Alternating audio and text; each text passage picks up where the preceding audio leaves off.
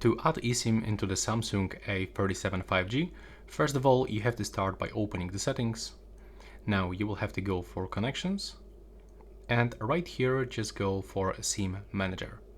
Now just make sure that you are connected into the Wi-Fi, click to add eSIM.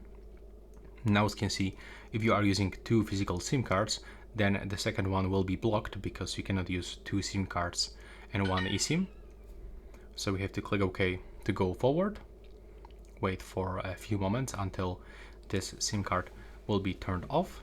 And now as you can see, we got two methods. So we can transfer SIM from other Samsung 4 or Android phone, or we can scan a QR code. By selecting scan the QR code, you can even enter the activation code manually. So it actually depends if you have received the QR code or not. But if you have the QR code, then you will have to just align it. Then you will be redirected to the next screen and just simply set this up. It will take like a few seconds.